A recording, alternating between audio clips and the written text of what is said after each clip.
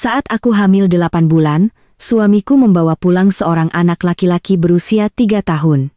Dia berkata dengan lembut padaku, "Ini anak yatim piatu yang kuadopsi, nanti kita rawat dia bersama, ya." Keesokan harinya, kabar duka datang, dia dan sekretarisnya mengalami kecelakaan mobil, tewas mengenaskan. Aku tertawa. Aku, dengan perut buncitku, membawa surat kematiannya ke kantor polisi untuk mengurus penghapusan data kependudukannya, lalu berbalik dan menitipkan anak yang disebut yatim piatu itu ke panti asuhan. Setengah tahun kemudian, dia kembali ke tanah air bersama selingkuhannya, ditangkap di bandara karena masuk secara ilegal. Sementara aku, bergandengan tangan dengan sahabat terbaiknya, berdiri di perusahaan yang pernah dia pimpin, mengadakan konferensi pers. Cahaya lembut dari lampu kristal di ruang tamu menyinari wajah tenang Baskara Adhitama, membuatnya tampak sempurna tanpa celah. Dia berjongkok, mendorong anak laki-laki itu ke depanku, tangan besarnya dengan ringan menepuk bahu mungil anak itu. "Aruna, lihat, namanya Banyu. Baskara Banyu." Suaranya, seperti biasa, selembut bulu yang dibalut madu, menyapu gendang telingaku. "Mulai sekarang, dia adalah bagian dari keluarga kita. Kita rawat dia bersama, ya?" Aku duduk di sofa, perut hamil 8 bulan membuatku terasa berat dan canggung. Aku menunduk menatap anak bernama Banyu itu, usianya sekitar 3 tahun, mengenakan setelan jas kecil yang baru, tampak seperti boneka dari barat. Dia dengan malu-malu bersembunyi di belakang Baskara, hanya memperlihatkan sepasang mata bulatnya yang seperti anggur hitam, menatapku tanpa berkedip. Mata itu, hidung mancung itu, sudut bibir yang sedikit terkatup itu, jelas merupakan miniatur dari Baskara Adhitama. Jantungku seperti diremas, menyusut dalam sekejap, rasa sakit yang tajam menjalar dari dada ke seluruh tubuh. Kuku-kukuku mencengkeram telapak tangan hingga berdarah, tapi aku tidak merasakan apa-apa. Aku menatapnya, pria yang telah kucintai selama 8 tahun, kunikahi selama 3 tahun. Matanya penuh perhitungan, penuh kelembutan palsu, menungguku mengangguk. Dia perlahan mendekatiku, tangan hangatnya mengelus perut buncitku. "Aruna, mulai sekarang keluarga kita berempat." Telapak tangannya terasa panas. Melalui gaun hamilku yang tipis, suhu itu seperti besi panas yang membuat kulitku bergetar. Aku menatapnya, menatap dalam ke matanya yang tak lagi kupahami, lalu, aku tersenyum. Aku mengangkat kepala, tersenyum lembut dan manis, persis seperti yang diharapkannya. "Tentu, Mas." Suaraku pelan tapi mantap. Baskara puas, menunduk dan mencium keningku. Aku tahu, Arunaku memang yang paling baik hati. Dia berbalik untuk membujuk anak bernama Banyu itu, suaranya belum pernah selembut itu. Aku menunduk, menyembunyikan rasa dingin yang menusuk tulang, ponsel di tanganku bergetar pelan, layarnya menyala. Notifikasi email baru, pengirimnya. Pusat tes DNA yang kuminta secara anonim. Lampirannya adalah 2 sampel tes. 1 sampel adalah rambut yang diam-diam kuambil dari sisir di ruang kerja Baskara 2 hari lalu. Sampel lainnya adalah sehelai rambut halus yang kutemukan di kursi penumpang mobilnya, milik anak itu. Aku tidak membukanya. Tidak perlu. Malam itu aku tidur di ruang tamu. Baskara tidak keberatan, hanya mengira suasana hatiku sedang tidak menentu karena akan melahirkan. Saat malam hening, aku duduk di sofa di bawah sinar bulan, mengeluarkan ponsel kedua yang telah kusiapkan sejak lama. Aku masuk ke kotak surat rahasia Baskara. Kata sandinya adalah tanggal ulang tahun cinta pertamanya. Sungguh konyol. Di kotak masuk, email terbaru adalah 2 tiket pesawat sekali jalan ke Vancouver, jadwal penerbangan besok. Nama penumpangnya adalah 2 nama Inggris yang sama sekali asing. Tapi saat membuka lampiran foto pindaian dokumen identitas mereka, kedua wajah itu, begitu familiar hingga tak bisa lebih familiar lagi. Satu adalah Baskara, yang lainnya adalah sekretarisnya yang cerdas dan kompeten, Larasati. Email-email di bawahnya adalah catatan transfer aset, panduan pemalsuan dokumen, dan langkah-langkah rinci untuk mengalihkan semua utang perusahaan kepada wakil hukumnya, yaitu aku, Aruna Paramita. Rencana mati karena cintanya, begitu rinci hingga sempurna.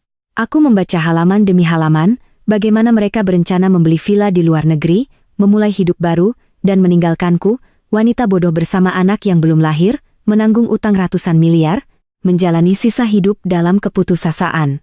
Aruna itu cuma perempuan bodoh, lagi hamil jadi lebih gampang dikendalikan. Nanti semua utang jadi tanggungannya, kita bawa uang ke luar negeri hidup senang selamanya. Itu adalah kata-kata yang diucapkan Baskara pada Larasati, yang kurekam dari alat yang kupasang di mobilnya. Aku menatap tajam tulisan-tulisan dingin di layar, sudut bibirku semakin terangkat, bahuku mulai bergetar tak terkendali. Aku hampir tertawa terbahak-bahak. Siang keesokan harinya, aku sedang santai menikmati semangkuk sup yang dimasak oleh pengasuh. Telepon berdering, nomor tak dikenal dari dalam negeri. Aku mengangkatnya. Halo, apakah benar ini dengan kerabat Bapak Baskara Aditama? Suara pria di seberang sana sangat formal tapi terdengar ragu. Aku bergumam iya. Kami dari Satuan Lalu Lintas Kota. Dengan sangat menyesal kami mengabarkan, pada pukul 10.30 pagi ini, di jalan tol pinggir kota terjadi kecelakaan serius. Sebuah mobil menabrak truk tangki, menyebabkan ledakan besar. Berdasarkan pengecekan plat nomor, pemilik mobil adalah Bapak Baskara Aditama. Di dalam mobil ada 2 jenazah yang hangus terbakar dan tidak bisa diidentifikasi. Aku memegang telepon dengan tenang mendengarkan. Pengasuh di sampingku sudah pucat pasi, menutup mulutnya dengan tangan. Sebaliknya, aku sangat tenang, menanyakan hal yang paling kupedulikan. Tidak ada jenazah utuh, hangus sampai seperti itu? Polisi di seberang sana sepertinya terkejut dengan sikap tenangku, ragu sejenak sebelum menjawab dengan penuh simpati. Iya, Bu. Lokasi kejadian sangat mengenaskan, kami hanya bisa mengandalkan informasi kendaraan dan beberapa serpihan yang tersisa untuk memperkirakan identitas korban. Mohon Ibu menjaga kesehatan. Menjaga kesehatan. Aku menatap cermin. Wanita di dalamnya berwajah pucat tapi matanya bersinar aneh. Aku dengan lembut meletakkan tangan di perut buncitku yang menonjol, berbisik setiap kata dengan jelas. Sayangku, Ibu akan merebut kembali semuanya bersamamu. Drama yang sesungguhnya baru saja dimulai. Mertuaku segera datang. Begitu masuk, ibu mertuaku langsung jatuh pingsan, meraung-raung. Anakku, Baskara. Kenapa kau tinggalkan ibu seperti ini? Ayah mertuaku dengan mata merah menunjuk wajahku dan memaki, kau ini pembawa sial. Pasti kaulah yang membunuh anakku. Aku dengan dingin melihat mereka memainkan drama tragis di tengah ruang tamu. Anak bernama Banyu itu meringkuk ketakutan di sudut, menangis tersedu-sedu. Aku mengabaikan semuanya, diam-diam kembali ke kamar dan menutup pintu. Dari balik pintu, aku masih mendengar ibu mertuaku berteriak, "Ya Tuhan, dosa apa yang telah kami perbuat hingga membawa perempuan seperti ini ke dalam keluarga?" Aku membuka laptop, mengakses sistem kamera keamanan kompleks perumahan. Sehari sebelum Baskara membawa Banyu pulang, Larasati, sekretarisnya, yang seharusnya juga tewas mengenaskan dalam kecelakaan itu, muncul di gerbang kompleks, menarik sebuah koper lalu naik taksi yang tidak mencolok. Dalam rekaman itu, dia berjalan dengan ringan, bahkan sempat merapikan rambutnya di depan kaca. Ekspresinya sama sekali tidak seperti orang yang akan mati, melainkan seperti seseorang yang akan memulai perjalanan liburan yang menyenangkan. Aku menyimpan video itu bersama semua bukti di kotak surat Baskara, mengenkripsinya, lalu mengunggah semuanya ke cloud. Setelah itu, aku menghapus semua riwayat penelusuran dan jejak.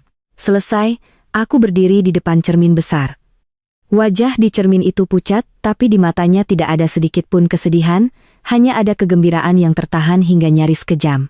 Hari ketiga sejak kabar duka tentang Baskara menyebar, aku, dengan perut buncit, muncul di loket pendaftaran kependudukan di kantor polisi. Orang-orang berlalu lalang, udara dipenuhi berbagai macam bau.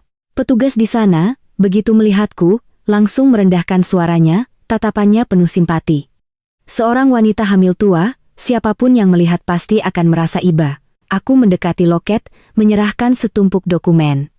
Surat kematian, surat keterangan kremasi, tentu saja palsu, tapi dengan prosedur lengkap konfirmasi kecelakaan buku nikah, dan KTP-ku. Aku berkata pada polwan muda di balik jendela, suaraku tenang tanpa getaran sedikit pun. Selamat siang, Mbak. Saya mau mengurus penghapusan data kependudukan suami saya.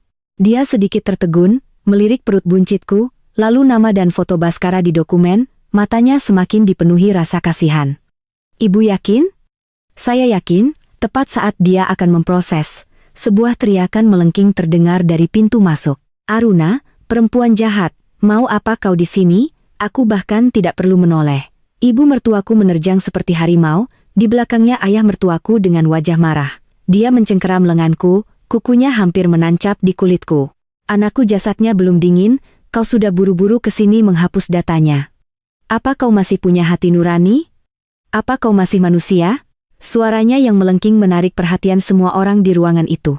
Ayah mertuaku juga ikut maju, menunjuk wajahku dan berteriak, keluarga kita benar-benar sial, memelihara pengkhianat sepertimu.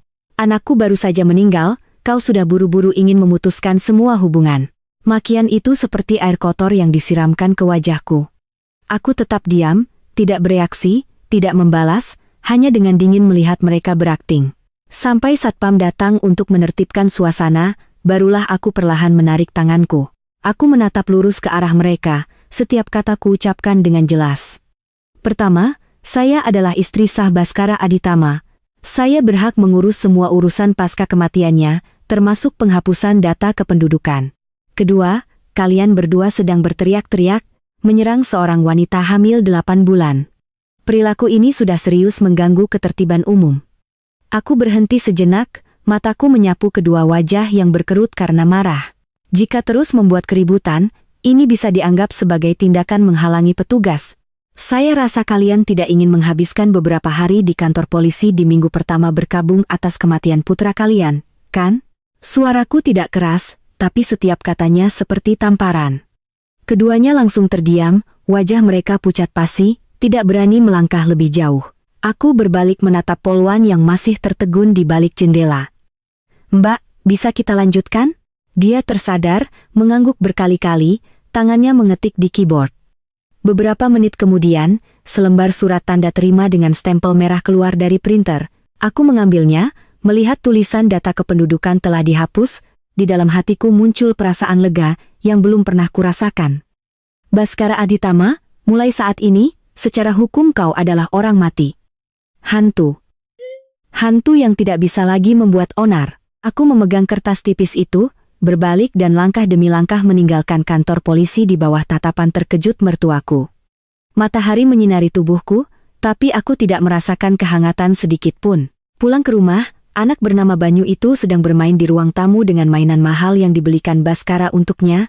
Melihatku, bocah itu dengan malu-malu memanggil, "Tante." Aku tidak menjawab. Aku melangkah ke depannya, menatapnya dari atas. Semakin kulihat, wajahnya semakin mirip Baskara, seperti jarum-jarum kecil yang menusuk hatiku, sakit hingga mati rasa. Aku dengan santai mengeluarkan ponsel, menekan 110. Halo, selamat siang, saya mau melapor. Di rumah saya ada seorang anak laki-laki tak dikenal. Orang yang mengadopsinya, suami saya, baru saja meninggal beberapa hari yang lalu. Saya akan segera melahirkan, kondisi mental saya tidak stabil, fisik saya lemah, tidak mampu merawat anak yang tidak jelas asal-usulnya. 15 menit kemudian, polisi dan petugas dari panti asuhan tiba. Aku menunjukkan surat kematian Baskara dan tanda terima penghapusan data kependudukan. Kata-kataku tidak bisa dibantah, wajahku penuh kesedihan dan ketidakberdayaan. Bapak-bapak polisi, saya benar-benar tidak sanggup. Anak saya akan segera lahir, suami saya tiba-tiba meninggal, saya sendiri masih berjuang setiap hari, bagaimana saya bisa merawatnya? Aku menutupi wajahku, bahuku bergetar secukupnya untuk menciptakan citra seorang ibu hamil yang akan segera hancur. Mendengar kabar, mertuaku bergegas pulang seperti orang gila, mencoba merebut anak itu kembali. Ini cucu laki-laki kami, kalian tidak boleh membawanya pergi, teriak ibu mertuaku. Aku tertawa dingin, mengeluarkan salinan hasil tes DNA yang belum pernah kubuka dari tasku, melemparkannya ke depan mereka. Aku sudah menghapus nama penguji sebelumnya untuk menghindari masalah. Cucu laki-laki, kalian yakin? Aku menunjuk 4 kata besar yang jelas. Hubungan darah dikesampingkan, suaraku sedingin es. Tes ini diminta oleh suami saya semasa hidupnya. Dia curiga anak ini tidak jelas asal-usulnya, mungkin ditelantarkan. Siapa tahu dia punya penyakit turunan, atau membawa penyakit menular? Apa kalian berani menjamin? Membiarkannya tinggal bersama anak saya, satu-satunya anak sah keluarga, tidak akan ada risiko apapun? Mertuaku terdiam. Mereka menatap laporan itu, ekspresi mereka berubah-ubah. Meskipun tidak mengerti istilah teknisnya, mereka paham satu hal, anak di dalam perutkulah cucu yang benar-benar mereka harapkan. Antara anak haram yang tidak jelas asal-usulnya dan satu-satunya cucu kandung, mereka langsung memilih tanpa ragu. Tatapan ibu mertuaku pada Banyu langsung berubah, dari kasih sayang menjadi kebencian. Setelah verifikasi selesai, petugas panti menggendong Banyu. Anak itu sepertinya merasakan sesuatu, menangis meraung-raung, mengulurkan tangan mencari kakek neneknya. Kakek, nenek, tapi keduanya secara tidak sadar mundur selangkah, menghindari tangan kecil yang terulur itu. Aku berdiri di samping, dengan dingin menyaksikan seluruh drama murahan ini. Pintu tertutup dengan keras, memblokir tangisan pilu anak itu dan desahan lega kakek neneknya. Langkah pertama, memotong rumput. Langkah kedua, mencabut akarnya. Selesai.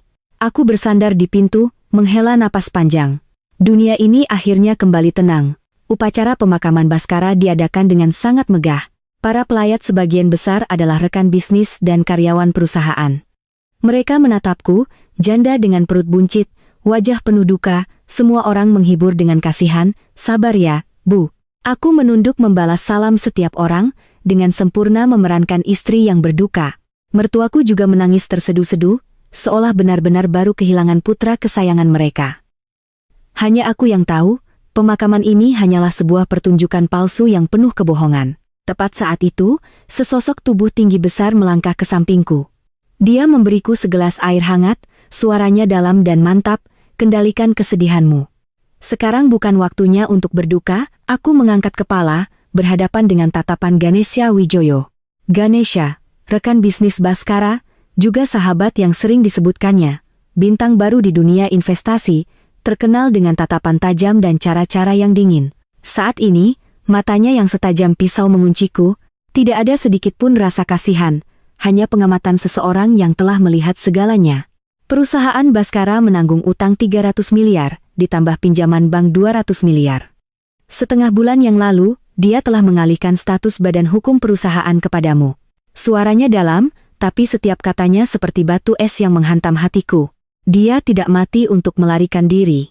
Dia hanya berganti raga, meninggalkanmu untuk menanggung beban raksasa ini. Aku meremas gelas air hangat di tanganku, tapi ujung jariku terasa dingin hingga mati rasa. Namun, di wajahku tidak ada sedikit pun keterkejutan. Aku dengan tenang menatapnya, membuka mulut, "Soal itu, aku tahu."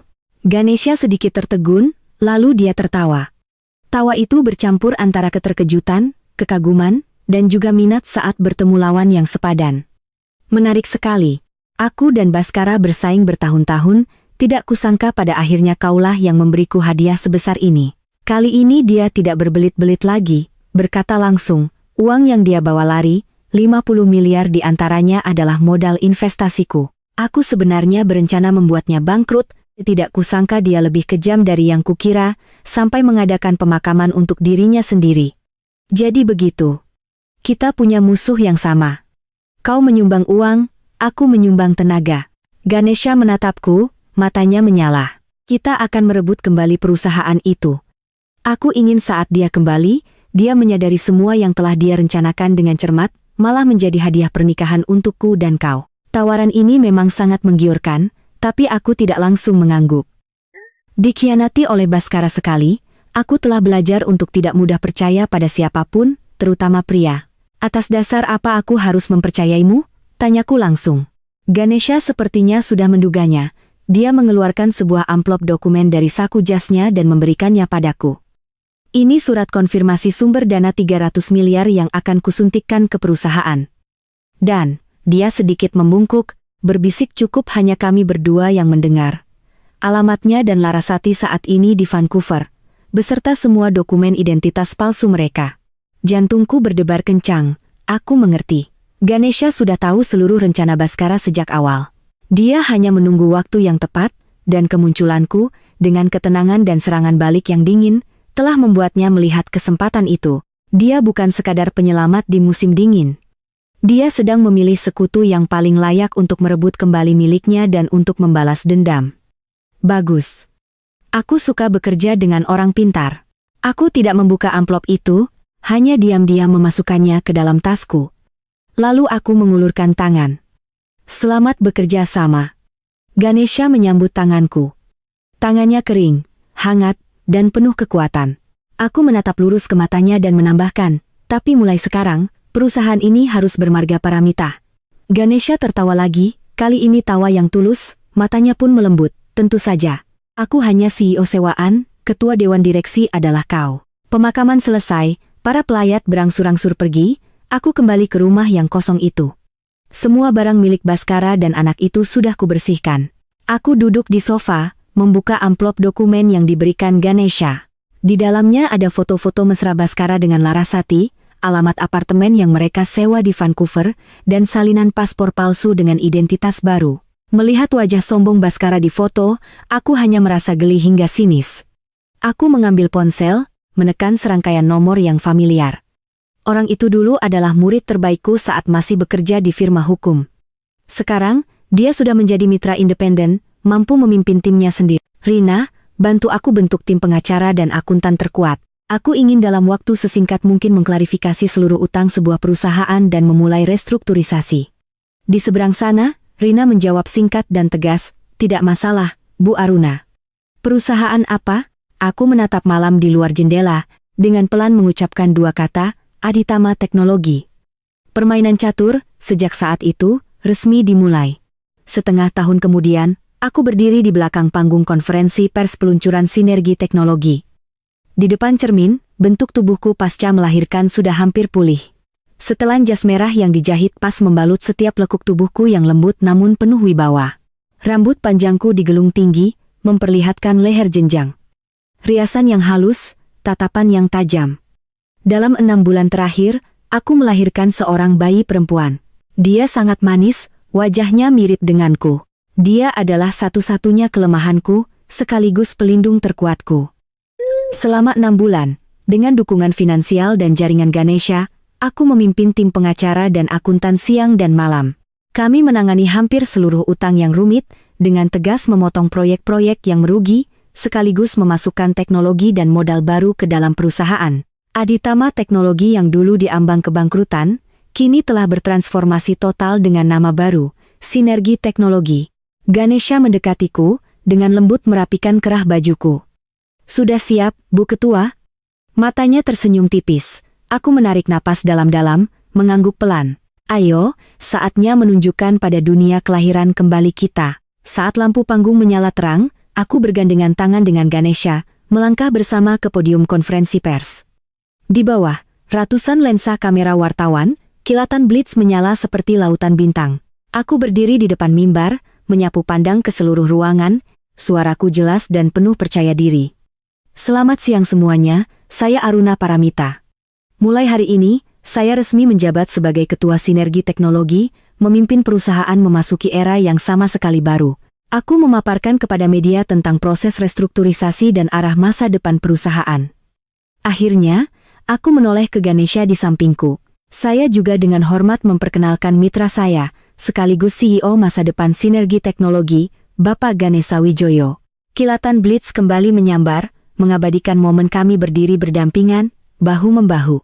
Di saat yang sama, di Bandara Internasional Vancouver, Baskara mengenakan pakaian bermerek dari ujung kepala hingga ujung kaki, memeluk Larasati yang cantik menawan, melangkah melewati area imigrasi. Sayang, selamat datang di rumah. Suasananya sangat baik, dia bahkan mencium pipi Larasati. Setelah urusan kecil di dalam negeri selesai, kita keliling dunia, ya?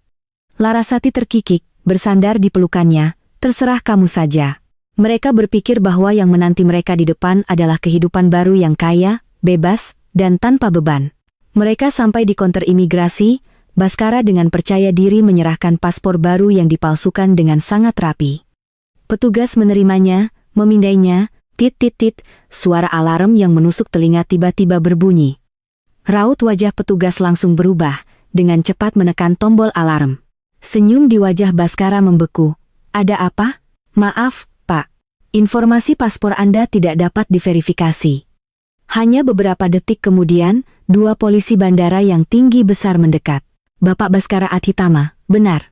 Kami mencurigai Anda menggunakan dokumen palsu untuk masuk secara ilegal. Silakan ikut kami. Apa? Kalian salah.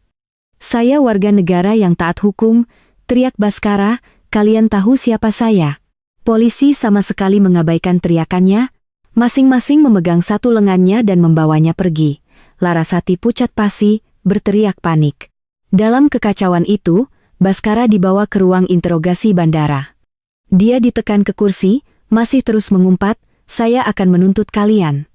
Saya mau menelepon pengacara saya.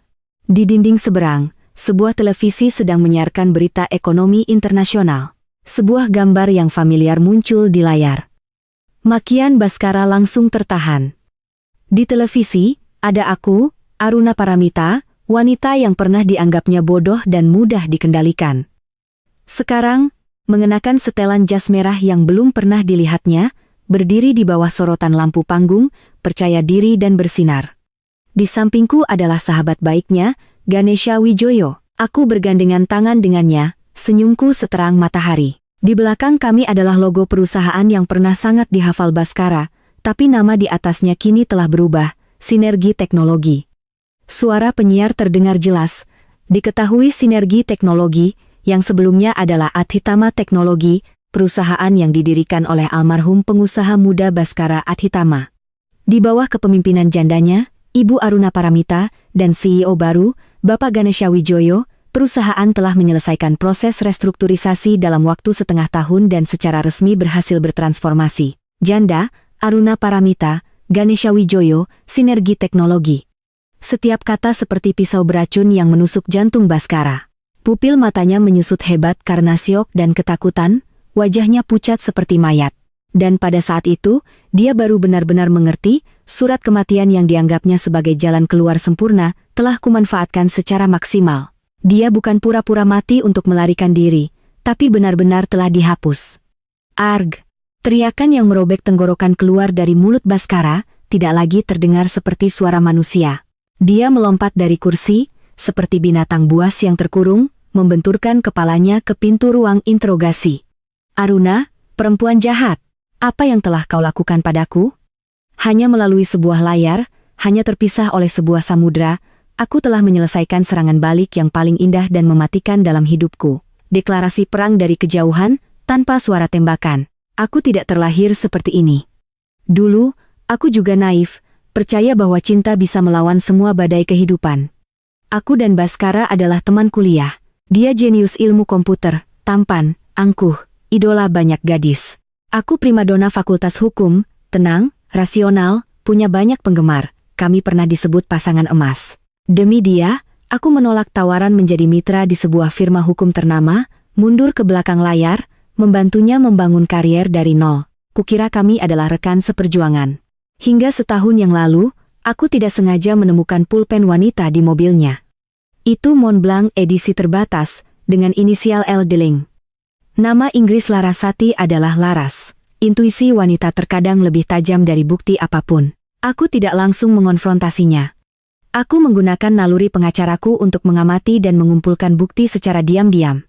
Aku menyadari dia pulang semakin larut, bau parfum di tubuhnya semakin asing. Aku menyadari dia, dan Larasati sering menelepon tengah malam. Aku diam-diam memasang alat perekam super kecil di mobilnya. Alat kecil itulah yang membantuku mendengar dunia yang paling kejam dan telanjang. Aku mendengar mereka saling menggoda, mendengar mereka menertawakanku, si istri tua yang menyedihkan. Hingga suatu hari, aku mendengar rencana yang cukup untuk menyeretku ke neraka. Lubang di perusahaan semakin besar, utang 300 miliar sudah tidak bisa ditambal lagi. Aku sudah menyuruh Aruna menandatangani beberapa pinjaman pribadi sebagai jaminan. Itu suara Bhaskara, dingin dan puas. Tunggu uangnya cair, kita kabur. Rekayasa sebuah kecelakaan mobil, semua orang akan mengira kita sudah mati. Nanti semua utang akan dilimpahkan padanya. Ibu hamil dengan utang ratusan miliar, kita lihat bagaimana dia bisa hidup. Larasati terkikik. Lalu anak di dalam perutnya? Bagaimanapun itu anakmu. Aku mendengar tawa sinis Bhaskara, hanya beban, nanti di luar negeri, mau punya anak berapapun bisa. Aku menghentikan rekaman itu. Seluruh garasi hening. Aku duduk di kursi pengemudi, seluruh tubuhku dingin membeku. Ternyata 8 tahun cinta, 3 tahun pernikahan, di matanya hanyalah transaksi yang bisa dibuang kapan saja. Ternyata anak di dalam perutku, di matanya, hanyalah barang sekali pakai. Saat itu, aku tidak menangis. Tidak ada yang lebih sakit dari hati yang sudah mati. Aku dengan tenang menyimpan rekaman itu dan mulai merencanakan. Aku secara proaktif mengatakan padanya bahwa karena sedang hamil, aku merasa tidak aman dan ingin dia mengalihkan nama perusahaan kepadaku. Benar saja, dia dengan senang hati setuju, matanya penuh kemenangan. Tapi dia tidak tahu, aku sudah menunggu langkah ini sejak lama. Aku memanfaatkan semua pengetahuanku di bidang hukum. Aku harus memastikan setiap serangan balasku berada dalam koridor hukum, tidak memberinya celah untuk melawan. Pada saat itulah, Ganesha datang menemuiku. Dia telah ditipu oleh Bhaskara untuk berinvestasi dalam proyek fiktif, kehilangan 50 miliar. Dengan intuisi bisnisnya yang tajam, dia mencurigai Bhaskara sedang bersiap untuk kabur. Dalam pertemuan rahasia pertama kami, aku tidak menyembunyikan apapun, langsung memutarkan rekaman mematikan itu untuknya. Ganesha terdiam lama, lalu menatapku dan berkata, dia tidak pantas mendapatkanmu. Sejak saat itu, kami berada di perahu yang sama. Dia bertugas memantau aliran dana dan pergerakan Bhaskara di luar negeri, sementara aku diam-diam memasang jaring di dalam negeri. Aku tahu dia membawa pulang Banyu untuk menghancurkanku secara mental. Dia ingin melihatku hancur. Jadi, aku melawannya dengan cara yang sama. Aku memainkan peran sebagai istri yang lembut dan bodoh. Aku melihatnya memeluk anak itu, mengucapkan kebohongan tentang keluarga berempat. Di dalam hatiku hanya ada satu pikiran, Bhaskara, tunggu saja. Neraka yang kau siapkan untukku, akan kuubah menjadi kuburanmu sendiri. Akhirnya Bhaskara dibebaskan. Setelah 72 jam ditahan, dan berbagai upaya verifikasi identitas gagal, pemerintah Vancouver mendeportasinya dengan alasan masuk secara ilegal dan menggunakan dokumen palsu. Tapi kembali ke tanah air hanya sebagai mayat tanpa nama. Secara hukum, Bhaskara Aditama telah meninggal. Dia tidak punya KTP, tidak punya identitas resmi. Semua rekening banknya dibekukan. Aset atas namanya, menurut hukum, menjadi warisan yang diwarisi olehku, jandanya. Dia tidak punya apa-apa lagi. Larasati juga tidak lebih baik. Meskipun identitasnya tidak dihapus, sebagai kaki tangan, dia juga dideportasi dan dilarang bepergian selamanya. Hal pertama yang dilakukan Bhaskara saat kembali adalah mencari orang tuanya, tapi rumah yang dilihatnya sudah disegel oleh pengadilan. Tetangga bilang, setelah dia mati dan perusahaannya bangkrut, para kreditur melampiaskan amarah pada orang tuanya. Mereka terpaksa menjual segalanya dan kabur ke kampung. Bhaskara berdiri termangu di depan gerbang yang terkunci. Untuk pertama kalinya dalam hidupnya, dia merasakan bagaimana rasanya ditinggalkan oleh seluruh dunia. Dia meneleponku dengan marah. Saat itu aku sedang duduk di kantor ketua Sinergi Teknologi, menggendong putriku yang berusia 5 bulan. Aku menyalakan pengeras suara. Aku tertawa pelan. Aku melakukan apa padamu? Aku hanya menjalankan kewajiban seorang istri mengurus pemakaman suaminya. Oh ya, utang ratusan miliar yang kau tinggalkan juga sudah kubereskan, menggunakan perusahaan yang kau dirikan. Bhaskara, sekarang kau harus berterima kasih padaku. Telepon di seberang sana hening, lalu terdengar suara amukan dan barang-barang yang dihancurkan. Aku mendengarkan dengan senyum puas. Bhaskara, hari-hari nerakamu baru saja dimulai. Tanpa tempat tinggal, Bhaskara dan Larasati terpaksa menyewa kamar kos murah. Dari surga jatuh ke neraka dalam semalam, cinta yang dulu membara kini berubah menjadi pertengkaran sengit. Bhaskara, kau tidak berguna, teriak Larasati. Bhaskara menamparnya, kalau bukan karena kau, aku tidak akan seperti ini. Mereka berkelahi seperti binatang buas. Tidak punya pilihan lain, Bhaskara mencari Ganesha, berharap pada persahabatan lama mereka. Dia menunggu berjam-jam di parkiran. Ganesha, ini aku, Bhaskara. Kaca mobil perlahan turun, memperlihatkan wajah dingin Ganesha. Anda salah orang. Bhaskara Aditama sudah meninggal. Tidak, Ganesha, tolong aku. Aruna, perempuan jahat itu, plak. Satpam Ganesha langsung membanting Bhaskara ke tanah, menendang kakinya hingga patah. Ganesha berjongkok di dekatnya, saat kau mengkhianatiku, apa kau ingat persahabatan kita? Saat kau ingin meninggalkan Aruna menanggung semua utang, apa kau ingat ikatan pernikahan? Bhaskara, orang sepertimu tidak pantas bicara tentang perasaan. Akhirnya, mertuaku datang menemuiku. Mereka berlutut di depanku, memohon agar aku menyelamatkan Bhaskara. Aku menatap mereka dengan jijik. Dia seperti ini karena ulahnya sendiri. Ibu mertuaku yang putus asa mencoba merebut putriku dari gendonganku. Ini cucu keluarga Aditama. Saat itu juga, satpam perusahaan yang dipanggil Ganesha langsung maju melindungiku. Ganesha melepaskan jasnya dan menyelimutiku dan putriku. Usir mereka.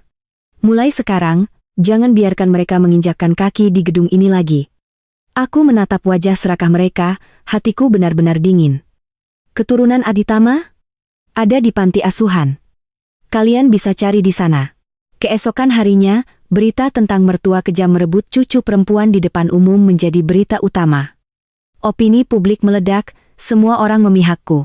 Kaki Baskara yang patah tidak diobati dengan benar, membuatnya pincang permanen. Suatu hari, dia mencegat mobilku. Penampilannya seperti pengemis, kurus dan kotor. Aruna, kita perlu bicara. Aku menurunkan kaca jendela. Dia mencoba membangkitkan kenangan lama. Aku mendengarkan tanpa ekspresi, lalu tertawa dingin. Saat kau dan Larasati bersenang-senang di luar negeri dengan rencana meninggalkan aku dan anakku menanggung utang, apa kau ingat kenangan 8 tahun itu? Wajahnya pucat pasi. Kau yang memaksaku. Jangan paksa aku, atau kita hancur bersama. Aku melemparkan sebuah USB ke kakinya, di dalamnya ada semua bukti kejahatanmu. Aslinya sudah dipegang tim pengacaraku. Kau pikir, kesaksian orang mati sepertimu lebih bisa dipercaya daripada bukti-bukti ini? Dia benar-benar hancur, berlutut di depan mobilku. Aku menyuruh sopir jalan, meninggalkannya yang terpuruk. Pukulan terakhir untuk Baskara adalah Larasati. Sadar Baskara tidak punya masa depan, Larasati diam-diam menghubungiku, menawarkan bukti kejahatan Baskara dengan imbalan uang untuk melarikan diri. Aku berpura-pura setuju, lalu mengirim pesan anonim pada Baskara tentang rencana pengkhianatan Larasati.